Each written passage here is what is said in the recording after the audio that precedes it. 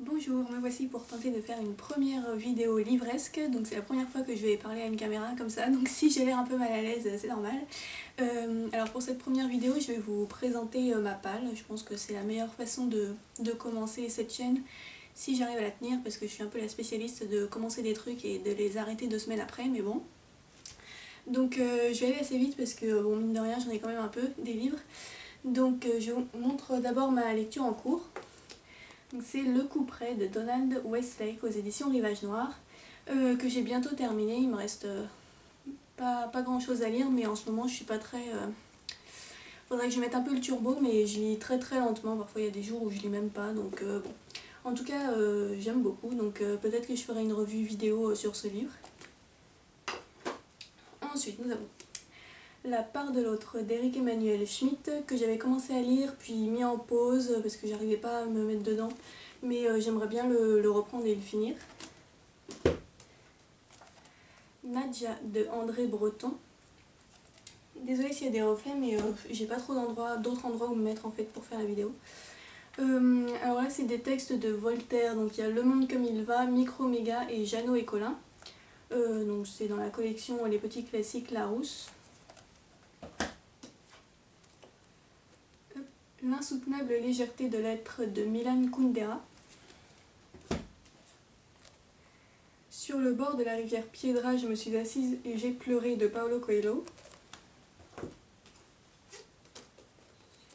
Misery de Stephen King. Alors bon là, je l'ai pris dans la bibliothèque de mes parents, on va dire, pour la culture générale. La Genèse, donc aux éditions Librio. À rebours de Huysmans. Les enfants terribles de Jean Cocteau. Alors là, c'est encore des textes de Voltaire, donc il y a Le Monde comme il va et Zadig. Le vieil homme et la mer de Ernest Hemingway. De l'amour et autres démons de Gabriel Garcia Marquez, que j'ai très envie de lire. Le monde de Sophie de Jostein Gaarder, que j'avais déjà commencé, puis je m'étais arrêtée parce qu'en fait j'aime bien les passages philosophiques, mais l'histoire qui est à côté, j'accrochais pas du tout, je trouvais que les personnages étaient super agaçants. Donc je vais essayer de le reprendre peut-être en lisant que les passages philosophiques, je verrai. Alors là, un énorme livre. Hop. L'île mystérieuse de Jules Verne, donc c'est une édition Grund illustrée, donc c'est vraiment un truc énorme. Du coup c'est pour ça que j'ai pas trop le courage de le commencer en fait, même s'il est super beau.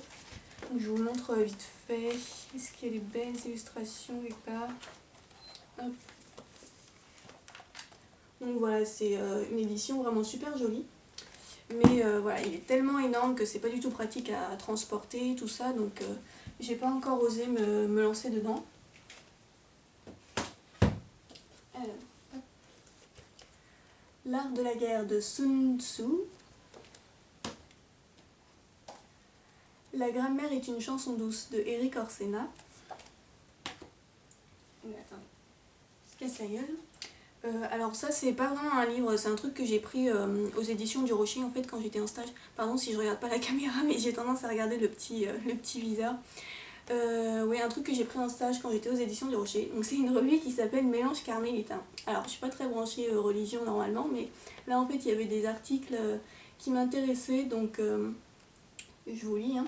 Le point de vue clinique sur les états de possession diabolique à la naissance de la psychopathologie. Donc voilà, tout ce qui est un peu possession diabolique, c'est un sujet qui m'intéresse. Et puis il y avait un truc sur la magie aussi, voilà, des réflexions un petit peu comme ça. Donc voilà, je me suis dit que ça pourrait être intéressant et je l'ai discrètement pris aux éditions. Alors, Frankenstein de Marie Shelley dans une édition illustrée également. Donc que je trouve assez sympa. Voilà. Donc ça, faut que je le lise, mais j'arrive pas à me lancer dedans, ça m'énerve. Ensuite, un livre que j'ai acheté au Salon du Livre de Montreuil. Donc ça s'appelle Le Cahier d'animalier et c'est de Anton Fortes et Maurizio Quarello.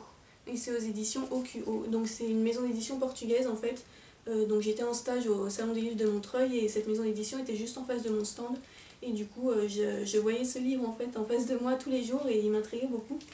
Donc c'est assez marrant en fait. C'est des tableaux connus en fait mais qui sont repris sur le thème des animaux avec des petits textes assez humoristiques à chaque fois. Donc voilà. Alors, un vieux livre, Contes et récits des grottes et des cavernes de Victor R. Belot. Donc c'est aux éditions Fernand Nathan. Donc ça date un petit peu, c'était dans la bibliothèque de mes parents. Donc c'est des petites histoires avec des illustrations également. Voilà. Encore un livre que j'ai acheté au Salon du livre de Montreuil, Peter Pan dans les jardins de Kensington de James Matthew Barry. Donc c'est une très belle édition, je ne l'ai pas encore ouverte, elle est encore sous plastique, parce que tant que je la lis pas, j'ai pas envie de l'abîmer. Donc c'est aux éditions Corentin, et ils sont spécialisés un petit peu dans les textes classiques avec des gravures un peu d'époque en fait. Et voilà, c'est un très bel objet. Et chez les mêmes éditions, j'ai également pris Merlin l'Enchanteur. Donc là c'est marqué d'après les textes anciens. Et en auteur, ils ont mis Marie-Paul Page. Donc voilà, celui-là est très très court. Mais alors par contre, ils ont coûté cher, hein, ces livres-là, non. Ensuite, un essai, enfin une sorte d'essai témoignage un peu. Les enfants du cinéma de François-Guillaume Laurin. Donc ça parle de tous les acteurs un peu des films de Truffaut et autres pour savoir ce qu'ils sont devenus, ce qu'ils ont fait après, etc. Il y a un peu de poussière. Enfant de la paranoïa de Trevor Shane aux éditions Michel Lafon. Celui-là je l'ai pris sur une vente privée Michel Lafon. J'ose pas trop me lancer dedans parce que j'ai peur d'être déçue. Souvent avec le young adulte, j'ai testé plusieurs fois. J'ai eu parfois des belles découvertes mais parfois aussi des grosses déceptions. Donc j'ai un peu peur d'avoir une mauvaise surprise avec ce livre en fait. Mais bon, le résumé m'avait l'air intéressant quand même, donc on verra. Indignation de Philippe Ross. Mainstream de Frédéric Martel. Donc c'est un essai que j'ai déjà commencé. J'ai lu toute la première partie. Qui est très très intéressant. Ça parle notamment de l'industrie du cinéma, aussi de l'industrie de la musique et un peu de la culture en général. Mais c'est assez dense, donc du coup je ne l'avais pas lu en entier d'une traite. Mais il faudrait que je le reprenne un jour parce que c'est vraiment super intéressant. La mort d'Olivier Bécaille et autres nouvelles de Émile Zola, chez les Brio. Histoire naturelle de Jules Renard, chez les Brio également, très très abîmé, c'est un truc qui vient d'un vide-grenier ça. L'art de l'insulte de... Alors il n'y a pas vraiment d'auteur en fait, c'est une anthologie, voilà, un peu un essai avec des citations de plein d'auteurs classiques ou non, la façon dont ils utilisent les insultes. Donc je l'avais eu pour un anniversaire ça. C'est la rentrée, 16 écrivains racontent aux éditions Librio. Donc là c'est un truc que j'ai trouvé dans la bibliothèque de mes parents, donc c'est 16 petites nouvelles sur le thème de la rentrée. Les animaux humains de Franck Hamel. Donc ça c'est un vieux livre des éditions Albin Michel, donc dans une collection qui s'appelait Les chemins de l'impossible. Je sais pas si elle existe toujours. Et donc ça parle un peu du thème de l'animalité. Donc en gros c'est marqué loup-garou et autres métamorphoses, homme-lion, homme-tigre, sorcière, démon familier, serpent humain, femme oiseau, animaux fantômes.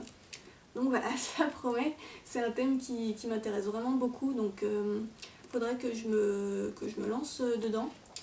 Mais comme c'est un essai, j'ai toujours un peu de mal à commencer les essais parce que je me dis oh, ça va être long, etc. Mais bon, c'est bête parce que ça, je pense que ça pourrait vraiment me passionner. Encore un autre essai sur un thème tout aussi joyeux, le sang. Donc mythe, symbole et réalité de Jean-Paul Roux. Donc c'est aux éditions Fayard avec une couverture qui donne tout de suite envie, n'est-ce pas? Et là pareil, ça a l'air très intéressant. Donc c'est le sang dans la mythologie en tant que symbole, etc. Donc ça parle aussi, j'ai l'impression, des vampires, des trucs un petit peu comme ça. Donc pareil, ça a l'air assez intéressant. Alors, Le roi se meurt de Ionesco. Ouais, il y a un peu des reflets là.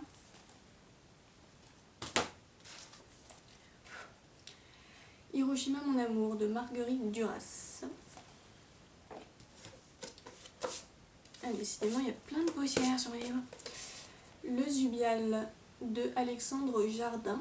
Donc ça c'est chez la NRF. Les énigmes de la survivance. Donc c'est aux éditions Marabout. Et c'est de Jacques Alexander. Donc c'est encore un essai sur tout ce qui est un peu l'au-delà, les médiums, les fantômes, etc. Blanche, la triple contrainte de l'enfer de Hervé Jubert. Donc c'est chez Albin Michel, mais ça en fait c'est des épreuves non corrigées qui ont été trouvées, enfin ma mère les a achetées sur un vide-grenier. Et j'avoue que l'idée de lire des épreuves non corrigées, ça me tente pas tellement, donc je sais pas, je verrai. Ça a l'air sympa, mais je préférerais avoir le livre fini, quoi. Sherlock Holmes, donc là c'est une histoire qui s'appelle Les 6 Napoléons, et suivi de 3 autres récits de Conan Doyle chez Brio. Un livre de la Pléiade sur Lewis Carroll, donc hop, voilà, c'est les reliures un peu en cuir comme ça. Donc il n'y a pas très longtemps j'ai lu Alice au pays des merveilles que j'ai beaucoup aimé. Donc du coup voilà, vu que mes parents avaient ça dans leur bibliothèque, je me suis dit que j'allais tester. Mutation de Robin Cook. Donc ça c'est chez Press Pocket, donc c'est assez vieux, la couverture est très moche, mais l'histoire a l'air intéressante. N'ouvre pas les yeux de John Verdon.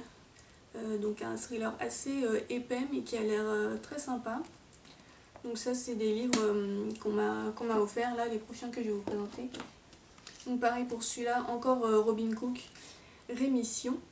Donc assez épais lui aussi, mais qui a l'air vraiment bien. Je sais pas si j'ai déjà lu des thrillers médicaux. Donc ça c'est apparemment Robin Cook, c'est un spécialiste de ce genre là. Et c'est assez intriguant je trouve. Le Dahlia Noir de James Ellroy aux éditions Rivage Noir. J'ai vu le film il n'y a pas longtemps, que je n'ai pas trop aimé, mais c'était vraiment d'un point de vue cinématographique, sinon l'histoire en roman je pense qu'elle devrait vraiment me plaire. Les Anges de New York de R.J. Ellory chez Sonatine, que j'avais commencé puis je l'avais arrêté parce que ça partait un peu dans des histoires, il y avait beaucoup de digressions en fait et bon, ça m'avait un peu saoulée, mais j'aimerais bien quand même le reprendre. De sang-froid de Truman Capote. Il me semble qu'on dit Capote hein, et pas Capote, mais bon, tout le monde se fout de ma gueule quand je dis ça, donc voilà. Donc pareil, un classique qui m'impressionne un peu, mais que j'aimerais bien quand même tester un jour. Maléfice de Maxime Chatham, c'est donc le 3e tome de la trilogie du mal, dont je n'ai lu que le tome 2. Mais en fait, j'avais pas aimé le tome 1, j'avais pas accroché, donc finalement j'avais commencé par le 2. Et le synopsis du 3 m'interpelle vraiment, donc je pense que je le lirai dans pas très longtemps celui-là. Intrigue à Venise de Adrian Gotts. Très court, ça aussi je pense que je vais essayer de le caser dans pas très longtemps parce qu'en plus Venise c'est une ville qui m'attire spontanément même si je suis jamais allée, donc je serais assez curieuse de voir ça. Le Seigneur des Steppes de Con Iggulden, c'est le 2e tome de l'épopée de Gengis Khan. J'ai lu le premier tome qui s'intitule Le Loup des Plaines il y a quelques mois en janvier et j'avais adoré, ça avait été un coup de cœur, donc du coup faudrait que je me lance dans ce tome 2 rapidement. Confession d'un gang de filles de Joyce Carol Oates. Alors celui-là quand je l'ai vu à la FNAC, je l'ai pris direct parce que en fait je voulais aller voir le film au cinéma puis j'avais pas réussi à me motiver pour y aller. Et l'histoire m'intéressait vachement, donc je l'avais acheté, je l'avais commencé et en fait j'ai pas réussi à accrocher avec parce que cet auteur a un style quand même un petit peu particulier.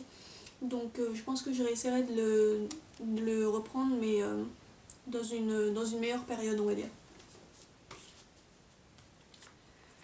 Cosmétique de l'ennemi de Amélie Nothomb. Ravage de Barjavel.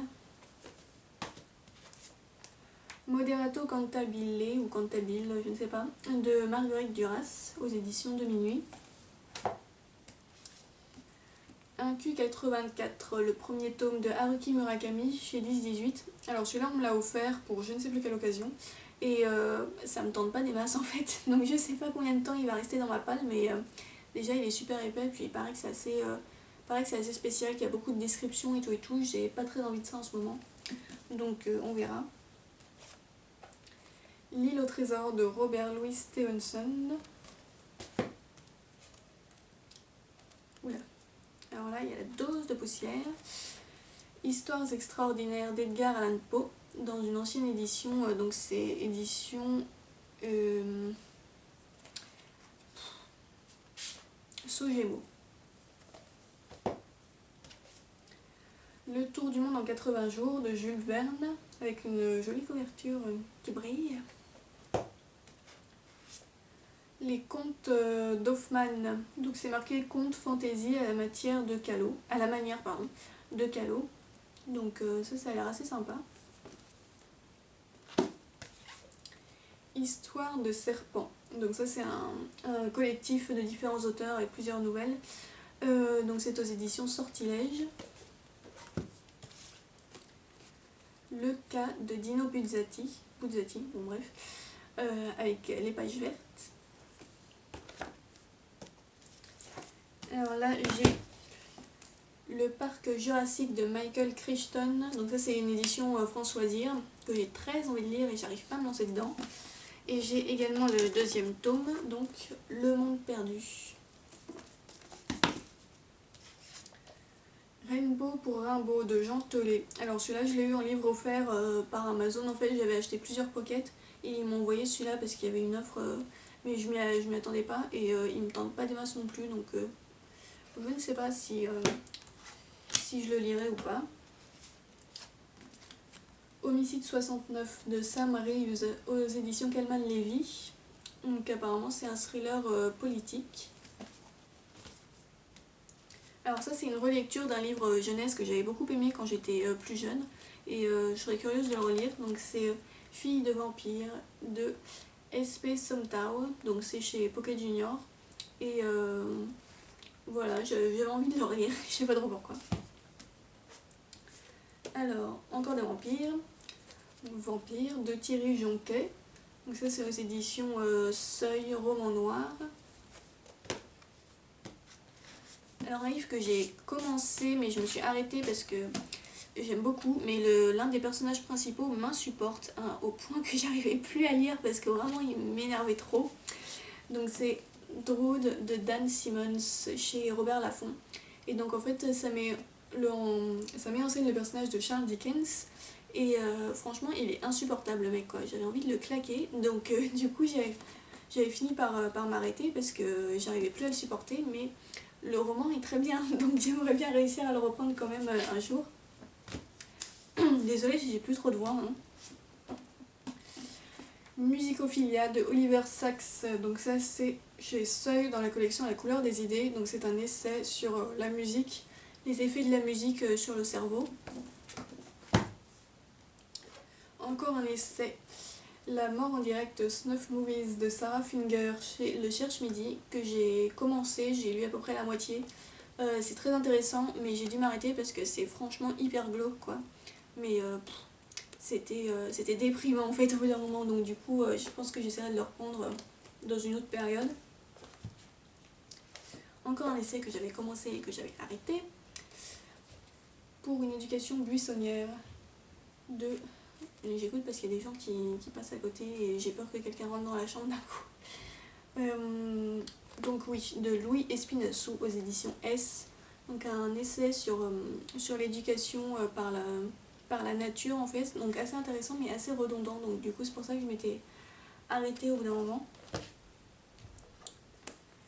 Les Prédateurs de Whitley Strieber, une ancienne édition avec les pages rouges. Donc là l'affiche du film avec David Bowie et Catherine Deneuve, qui a l'air pas mal du tout, mais j'arrive pas à me lancer dedans.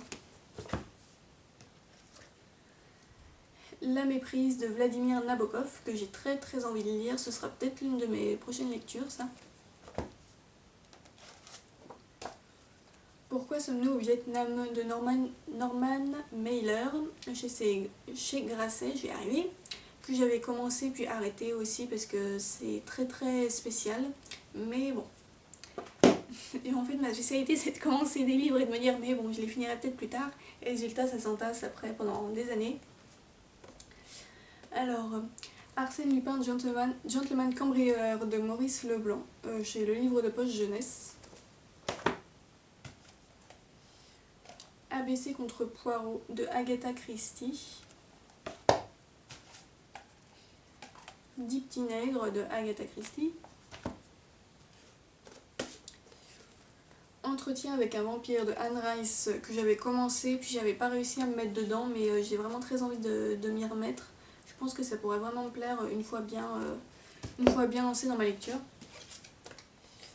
Le roman de la momie de Théophile Gautier. 7 contes de Michel Tournier. Marie-Antoinette de Stéphane Zweig. Alors celui-là c'est pareil, j'avais commencé à le lire et je m'attendais à quelque chose de moins érudit en fait. Je m'attendais vraiment plus à un roman, une biographie de fiction quoi. Et en fait non, c'est quand même vachement... ça ressemble un peu à un essai en fait. Et donc je m'attendais pas à ça et du coup j'ai pas réussi à bien me mettre dedans.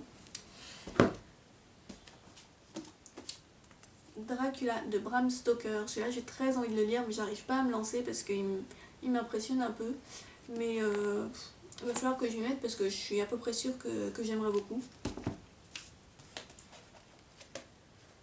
Vendredi ou la vie sauvage de Michel Tournier. Donc ça c'est une édition, en fait c'est Vendredi ou les limbes du Pacifique, mais revue pour les plus jeunes. Donc ça traînait dans la bibliothèque, donc je me suis dit pourquoi pas.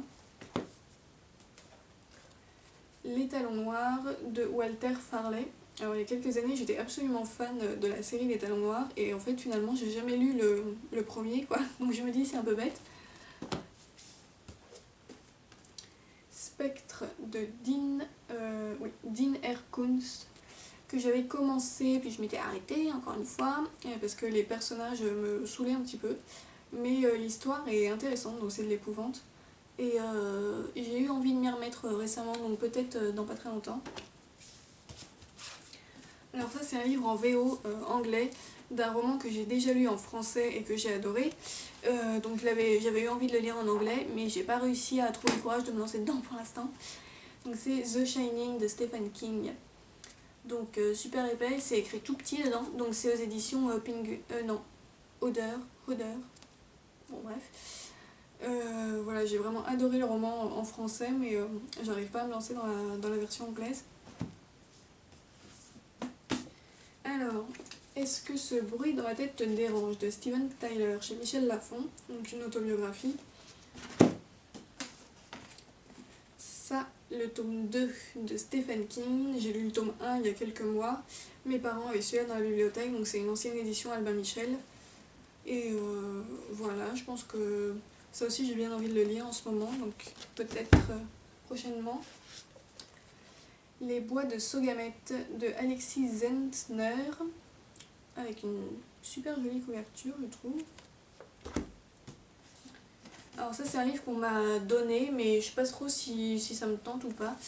Donc c'est Bitter Blue de Christine Cachor aux éditions Orbit. En plus apparemment c'est un tome 3.